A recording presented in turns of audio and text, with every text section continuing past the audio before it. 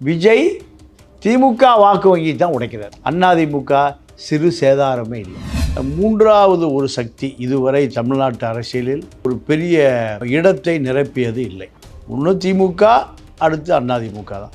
இப்போ மூன்றாவது சக்தியாக விஜய் வந்த பிறகு அரசியல் களம் ஒரு மாறுபட்ட கோணத்தில் பார்க்கப்படுது. முஸ்லீம் வாக்கு வங்கி மட்டும்தான் சிந்தாமல் சிதறாமல் ஆன்டி பிஜேபிக்கு எதிராக உழுக்கும். தமிழ்நாட்டில் வேறு எந்த வாக்குமே ஈஸியாக விலை கொடுத்து வாங்கிடலாம். விசிகாவுடைய 8 சீட்டு தோக்கும், பிரேமலதாவுடைய 10 சீட்டு தோக்கும்.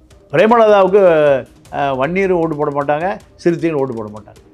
10 சீட்டு டெபாசிட் கூட வாங்காது. வன்னியர் ஓட்டு ஒரு ஓட்டு கூட திமுக இல்லை. அதிமுக பக்கம் போயிடுச்சு. ராமதாஸுக்கு எதிராக, அன்புமணிக்கு எதிராக வன்னியர் வாக்கை வாங்கி கொடுக்கக்கூடிய ஒரு ஓட் பேங்கு வேல்முருகன். இப்போ வேல்முருகன் விட்டுருச்சு. பாஜக எதிர்ப்புனா தமிழ்நாட்டில் ஒன்றும் இல்லை. அதில் சரியாக இருப்பவர்கள் யார் தெரியுமா? 14% முஸ்லீம்கள் மட்டும்தான். நான் தொடர்ந்து திமுகவுடைய தேர்தல் அறிக்கை படிச்சுட்டே வரேன். நலவாரியம் 25 நலவாரியம் அமைப்பதாக ஒவ்வொரு தேர்தல் அறிக்கையிலையும் வாக்குறுதி கொடுக்குறாங்க. இந்த முறை திமுக மீது வெறுப்பு. அந்த வெறுப்பு அதிமுகவுக்கு வாக்காக மாறும். அதிமுக வெற்றி பெறும்.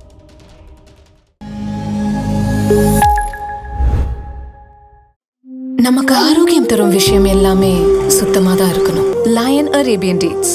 இப்போ அது லயனா டேட்ஸ். லயனா பிரீமியம் டேட்ஸ். நாகஸ்நேயர்களுக்கு வணக்கம். அரசியல் பல பரபரப்பான கட்டங்களை நோக்கி நகர்ந்து கொண்டு இருக்கிறது. அது குறித்து விவாதிக்க மூத்த பத்திரிகையாளர் திரு பாண்டியன் அவர்கள் நம்மோடு இணைந்திருக்கிறார். வணக்கம் சார். வணக்கம் சார். தமிழ்நாடு அரசியல் களம் வந்து பார்த்தீங்கன்னா பரபரப்பாக போய்கிட்டு இருக்கு. இப்போ யார் முன்னிலையில் இருக்கான்னு நினைக்கிறீங்க?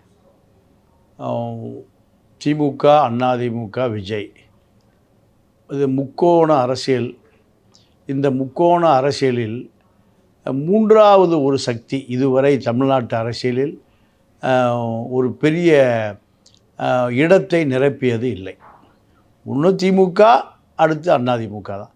இப்போ மூன்றாவது சக்தியாக விஜய் வந்த பிறகு அரசியல் களம் ஒரு மாறுபட்ட கோணத்தில் பார்க்கப்படுகிறது. அப்படி இருக்கிறப்ப இங்கே சீமான் ஒருத்தர் ஆல்ரெடி வந்து 8% ஓட்டு வச்சுருக்காரு. அந்த மாதிரி பல கட்சிகள் இருக்குது. இப்போது விஜய் வந்ததுக்கான பாதிப்பு யார் அறுவடை பண்ணுவாங்கன்ற ஒரு விஷயம் இருக்குல்ல. ஏன்னா ஒரு கட்சி ஆளுங்கட்சியாக இருக்குது, அந்த கட்சிக்கு எதிரான ஒரு எதிர்ப்பலைன்றது இருக்குது. அந்த அலையை புதுசாக வரவர் வாங்கிட்டார்னா எதிர்கட்சியாக இருக்கவங்க எப்படி ஆட்சிக்கு வருவாங்கன்ற ஒரு கேள்வி வரும்ல.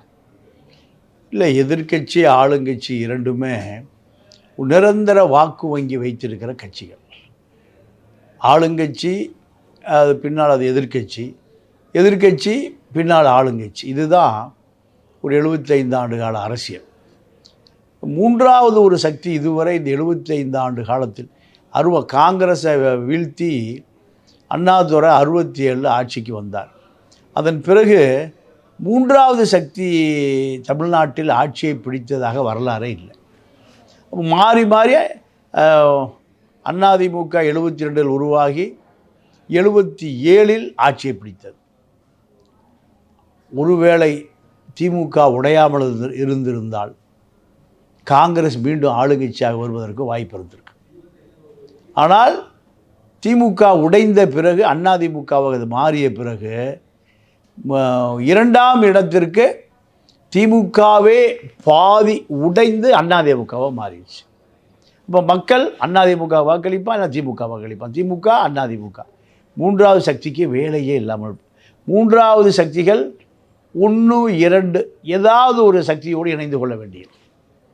ஒன்று திமுக காங்கிரஸ் இணைந்து கொள்ளும், இல்லையா அதிமுக இணைந்து கொள்ளும். விஜயகாந்த் அவர்கள் 2011 ஏடிஎம்கேவோட சேர்ந்த மாதிரி சொல்லுங்கள். ஆமாம் ஆமாம் ஆமாம். அப்போது நீங்கள் விஜயகாந்தை உருவாக்கியவரே ஜெயலலிதா தான். விஜயகாந்தை தனித்து நின்றால் 14% வாக்கு வங்கி அவரால் வாங்க முடிஞ்சது. 2006 இல்லை, 2011 தனித்து நிற்கிறேன். 2011 தான் அதிமுக விஜயகாந்த் கூட்டணி வச்சுருந்தாங்க. அது அப்போ தான் சொல்கிறேன். தனித்து அவர் எப்போ நின்று இருக்கணும்னா 2011 தனித்து நின்று இருக்கணும். 16 இந்த 2 தேர்தலையும் தனித்து நின்றிருந்தால் கருணாநிதி ஜெயலலிதாவை விட மூன்றாவது சக்தியாக ஒரு 25% வாக்குகளை வைத்திருப்பார். ஆனால் 2016 எலெக்ஷனை பொறுத்த வரைக்கும் வந்து பார்த்தீங்கன்னா மக்கள் நல கூட்டணின்னு ஒன்று இருக்குது. விஜயகாந்தை முன்னிலைப்படுத்துறாங்க. 5 அணி 6 அணி 7 அணின்ற அளவுக்கு போயிட்டே இருந்துச்சு. பக்கபலமாக வந்து விசிகா இருந்துச்சு, கம்யூனிஸ்ட் கட்சியில் இருந்துச்சு, மதிமுக இருந்துச்சு, அப்போதைக்கு காங்கிரஸ் வந்து பிரிஞ்சு வந்திருந்த தமிழ் மாநில காங்கிரஸ் ஓரளவுக்கு துடிப்பாக இருந்துச்சு. இந்த மாதிரி அவ்வளோ பேர் இருந்துமே 2016 ஒரு பெரிய அளவுக்கான வாக்கு வங்கியை அதிமுக திமுகவுக்கு எதிராக கட்டமைக்க முடியலன்னு ஒரு விஷயம் இருக்குல்ல. இல்லை, உங்களுக்கு ஒரு விஷயம் என்னென்னா, மக்கள் நல கூட்டணி கட்டமைச்சதே ஜெயலலிதா தான். மக்கள் நல கூட்டணியை கட்டமைச்சது. ஆமாம், 2000 கோடி ரூபாய் செலவு செய்தார். மக்கள் நல கூட்டணி உருவாகவில்லை என்றால் மீண்டும் அதிமுக ஆட்சிக்கு வந்திருக்க முடியாது. திமுகவோடு இவர்கள் போய்விடுவார்கள். யார்? கம்யூனிஸ்டுகள், வைகோ, சிறுத்தை எல்லாம் திமுகவோடு போய்விடுவார்கள் என்ற ஒரு நிலைமை வந்த பிறகுதான் ஜெயலலிதா ஒரு தெலுங்கு கூட்டணியை உருவாக்குறார். பாஜக, வைகோ, விஜயகாந்த் 3 பேரும் ஒரு கூட்டணியை உருவாக்குவதற்கு கோடிகளை வாரி இறைத்தவர் ஜெயலலிதா. ஆனால் பாஜக அந்த மக்கள் நல கூட்டணியில் இல்லையே. இல்லை, பாஜக பின்னால் அது சேர்ந்து கொண்டது.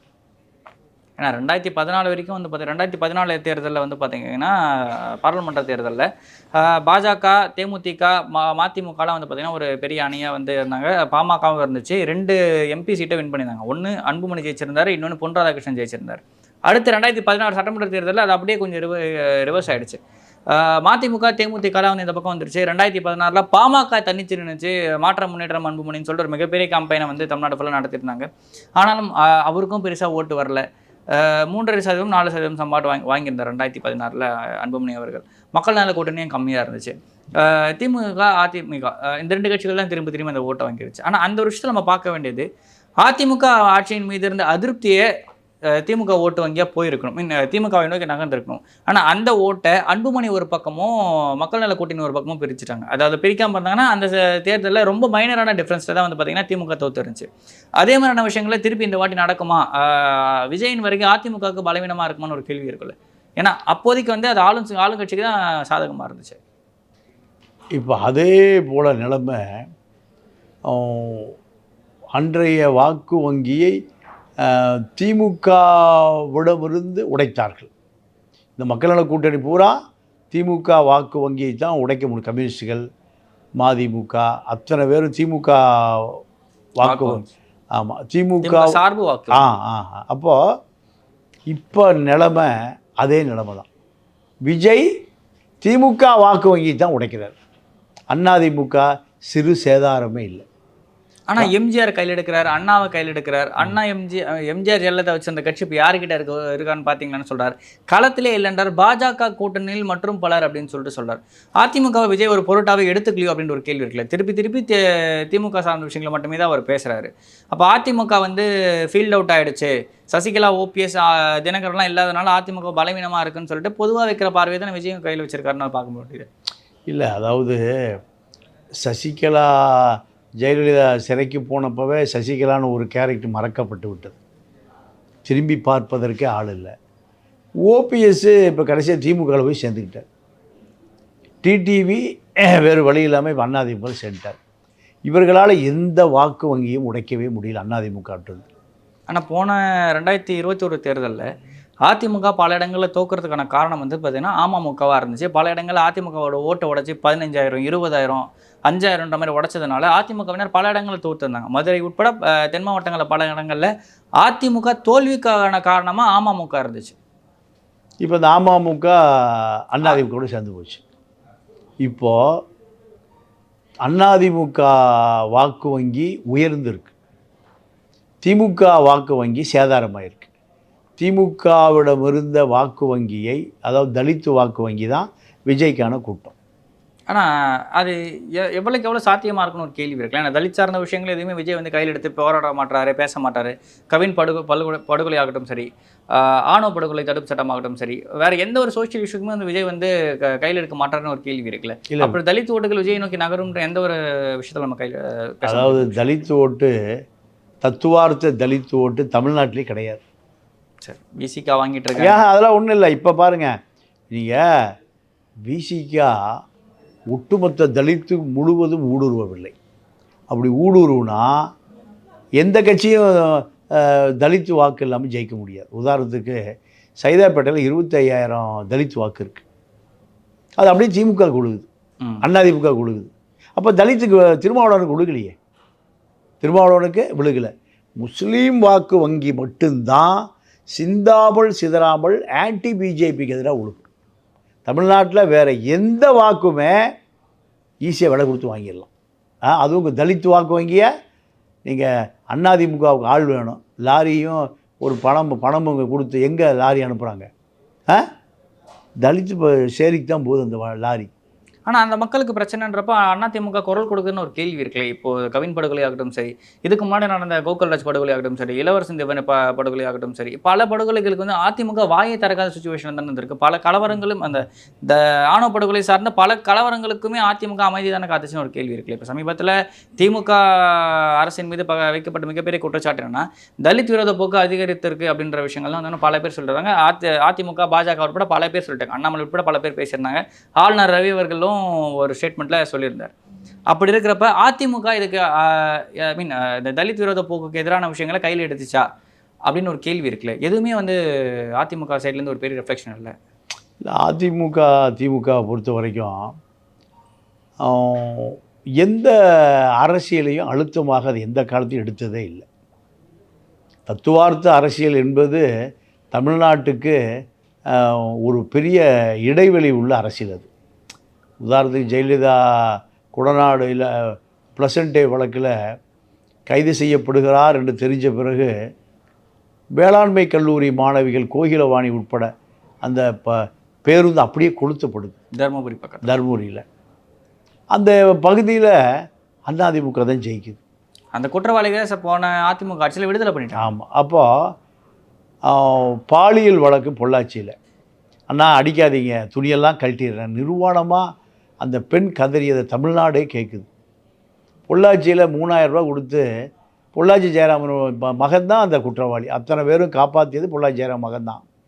அந்த தொகுதியில் பொள்ளாச்சி ஜெயராமன் ஜெயிக்கிறார். அப்போது நீங்கள் பேசுகிற தத்துவார்த்த அரசியல் திமுக அதிமுக எந்த காலத்திலையும் பாதிச்சதில்லை. பணத்தை வச்சு இப்போது இதுதான் அங்கே அரசியல். உதயநிக்கிற சேப்பாக்கம் தெருவில், ஆமாம், சேப்பாக்கம் தொகுதியில் 1 லட்சம் மிக்சி கொடுக்கப்பட்டு விட்டது. எவ்வளவு?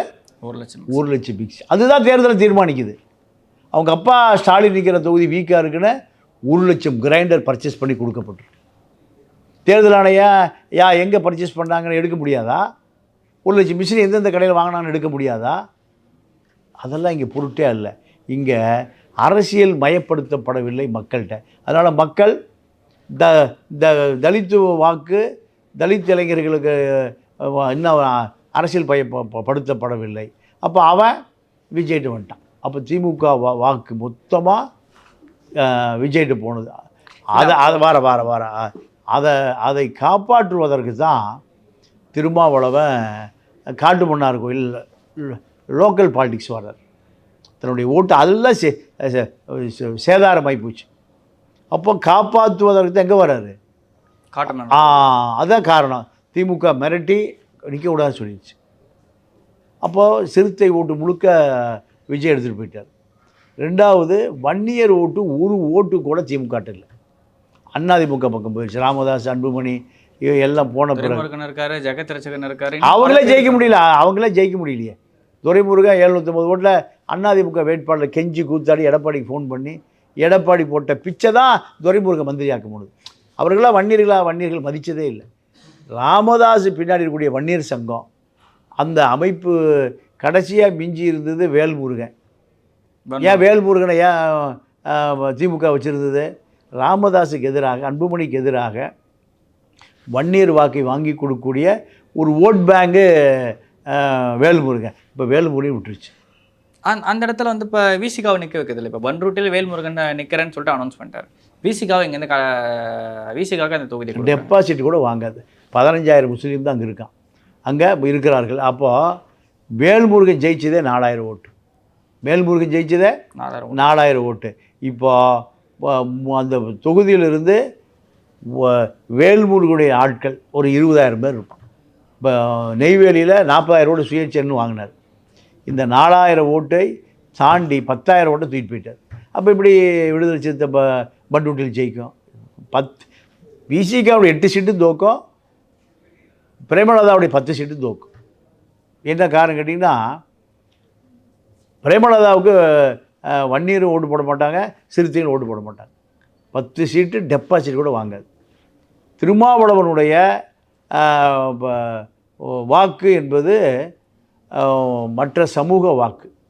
அந்த சமூக வாக்கில் முழுக்க வெற்றி தோல்வியை தீர்மானிக்கக்கூடிய வேல்முருகனுடைய ஆதரவும் இப்போ இல்லை. குறைஞ்சது தொகுதிக்கு ஒரு 5,000 முதல் 7,000 அந்த வன்னியர் பெல்ட்டில் வேல்முருகனுடைய வாக்கு திமுகவுக்கு கிடைக்காது, சிறுத்தைக்கு கிடைக்காது. அப்போது திமுக வன்னியர் வாக்கு இழந்திருக்கு, தலித்து வாக்கு இழந்திருக்கு, கிறித்துவ வாக்கு இழந்திருக்கு, அதிருப்தியாளர்கள் 5% வாக்கு இழந்திருக்கு. 15% வருது. 15ல் 5 கூட்டி கழிச்சா கூட 10% வாக்கை இழந்து நிற்கிது. அதுதான் திமுகவுக்கு கடுமையான அச்சம்.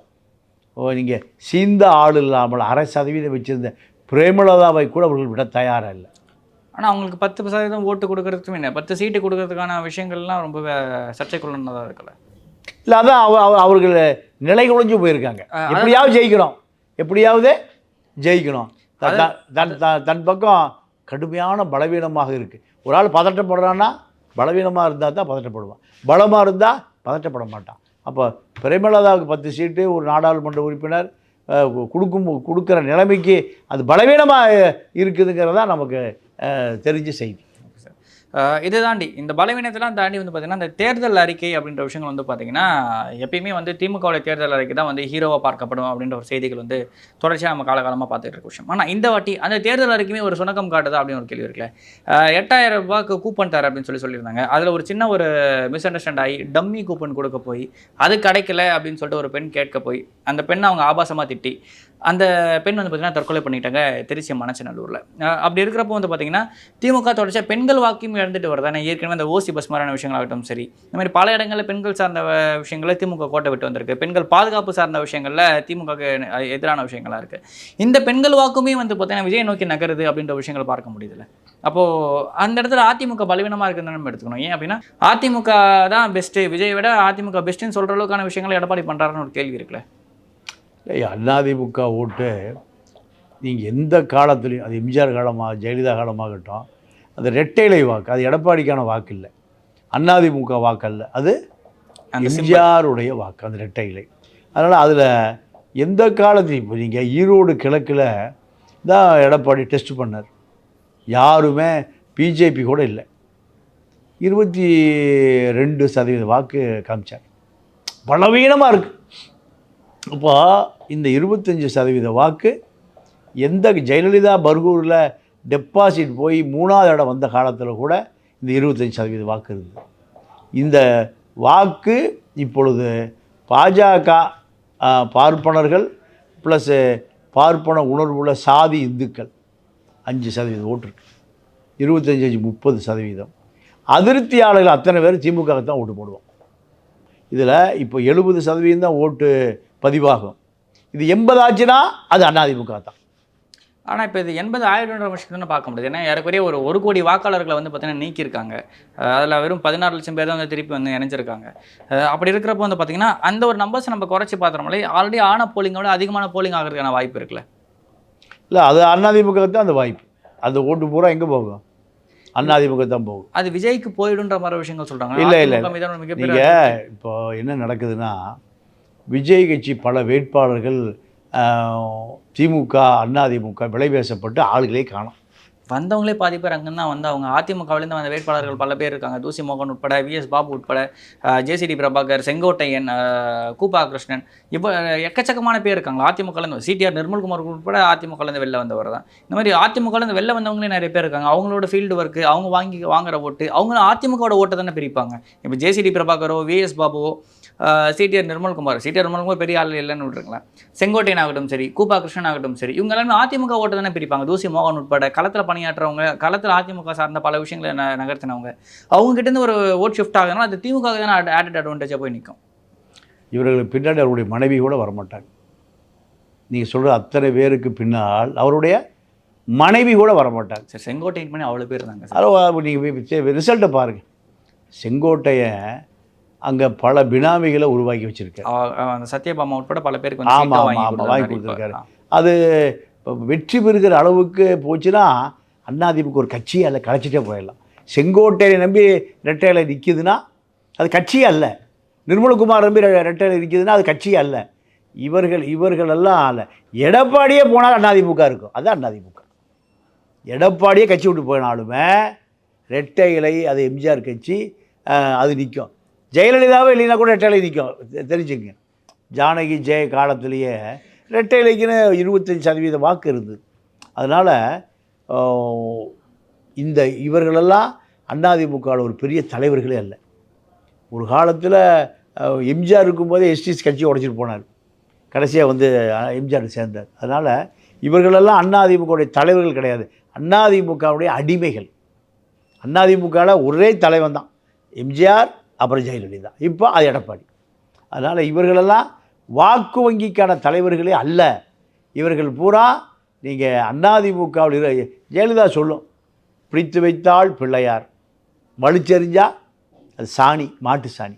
அதுதான் அதிமுக. ஆக அதிமுக வாக்கு வங்கி அந்த கட்சி அடிப்படையாக நிற்பதற்கு காரணம், ஒரு கிளையில் 500 பேர் இருப்பான், ஒரு ஊரில் 500 பேர் இருப்பான். 200 பேர் திமுக, 200 பேர் அதிமுக, 100 பேர் எதுலேயும் சாராமல் இருப்பான். ஒரு கிளையில் தேர்தல் வருகிற போது அவன் தான் அந்த ஊர் பஞ்சாயத்து போர்டு தலைவர் எலெக்ஷன் நிற்பான். ஒன்று உதயசூரி நிற்கும், இல்லைன்னா ரெட்டையில் நிற்கும். இப்படியான அடிப்படை அமைப்பு உள்ள கட்சி தான் அதிமுக. அதனால் இந்த நபர்களெல்லாம் ஓபிஎஸ் போயிட்டார், என்ன தேனியாக போயிடுச்சா? ஓபிஎஸ் பின்னாடி அதிமுகன்னு கொடி கட்டிட்டு இருக்கிற போது ஓபிஎஸ் பின்னாடி ஒரு காக்கா குஞ்சு கூட இல்லையே, ஒரு கவுன்சிலர் கூட இல்லையே. கொடி கட்டக்கூடாதுன்னு சொல்லிட்டாங்க. கடி கட்டினாலுமே ஒரு கவுன்சிலர் கூட வரலையே. ஓபிஎஸ் கூட இருந்த எம்எல்ஏக்கள் ஆர் வைத்தியலிங்கம் ஆகட்டும் சரி, மனோஜ் பாண்டியன் ஆகட்டும் சரி, பல பேர் வந்து பார்த்தீங்கன்னா போயிட்டு இவங்க டிஎம்கேல தான் சேர்ந்தாங்க. இப்போ அவரும் டிஎம்கே தான் போய் சேர்ந்திருக்காரு. எல்லாருக்கும் வாய்ப்பு கொடுக்கப்பட்டிருக்கு. ஆமாம், தொண்டை ஒத்துக்கோனாத வாழ்நாள் முழுவதும் திமுக அதிமுக தான் எதிர் கட்சி.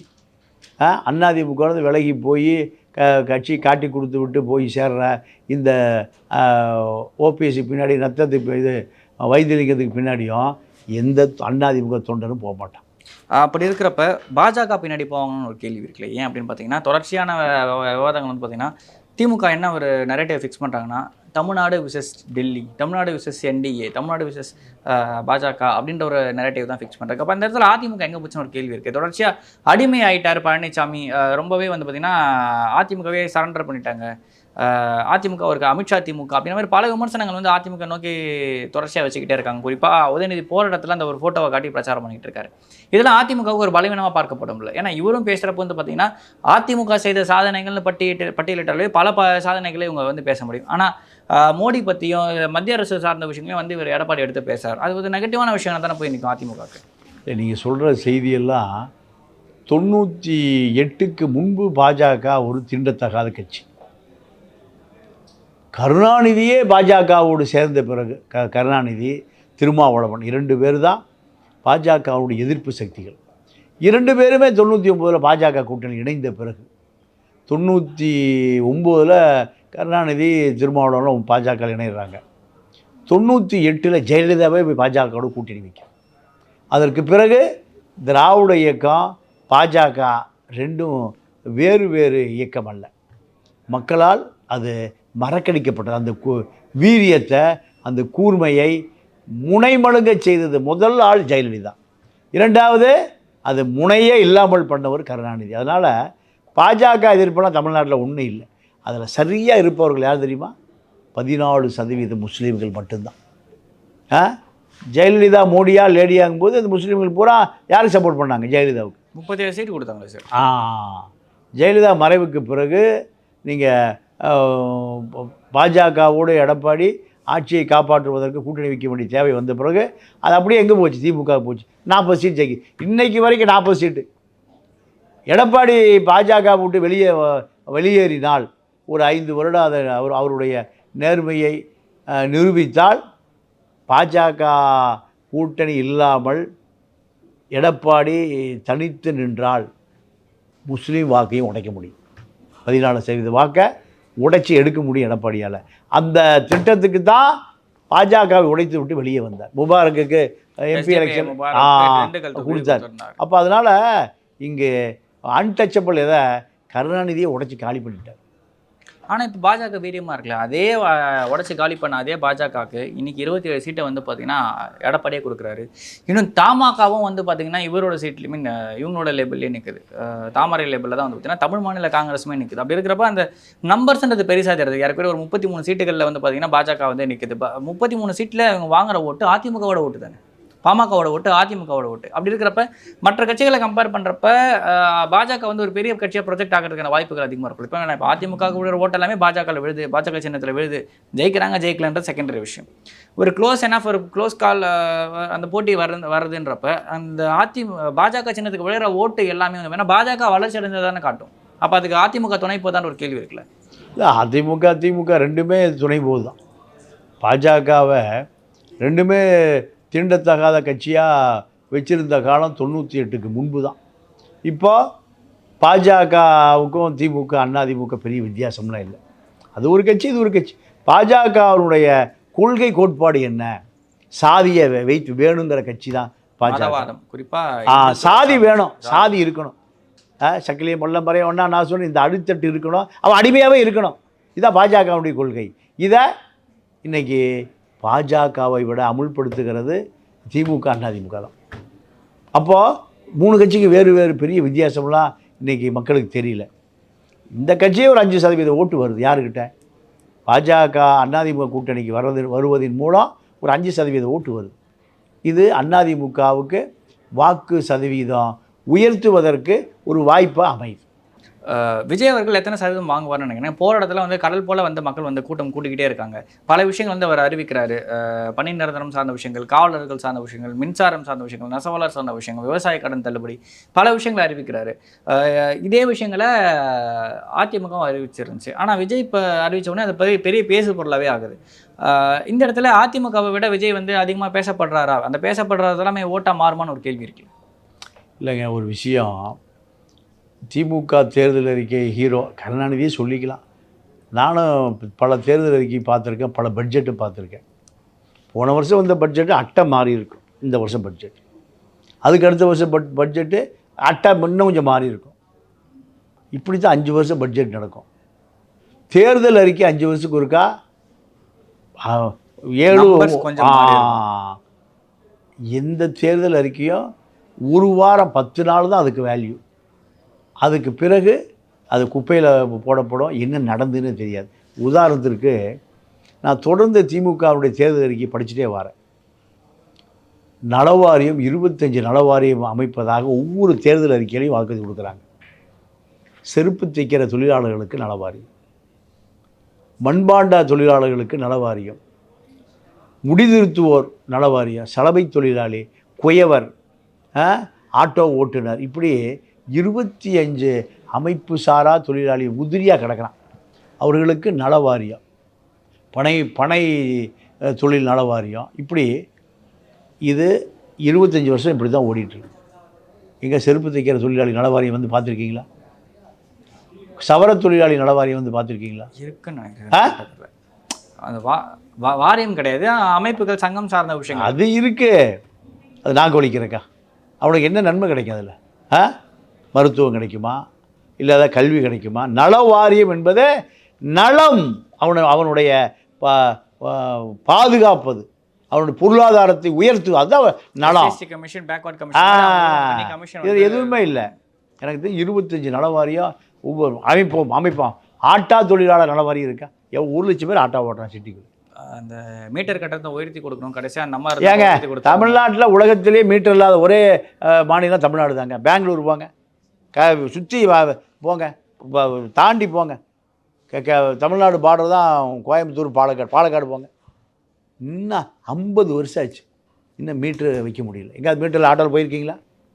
மீட்டர் மட்டும் தான் இருக்கும், பட் அது அப்போ அப்பாவி மக்கள் என்ன பண்ணுவான்? என்னங்க அப்புறம் 50 வருஷமாங்க இந்த திராவிட இயக்கம் ஒரு ஆட்டோவுக்கு மீட்டர் மாட்ட முடியல. ஆட்டோ விட்டு போனீங்கன்னா 100 ரூபா கேட்பான், தொட்டைனா டச் பண்ணிங்கன்னா 100 ரூபா கேட்பான். ஏறி உட்கார வேண்டியது இல்லை, எப்போ அங்கே டீனர் 100 ரூபா விடு.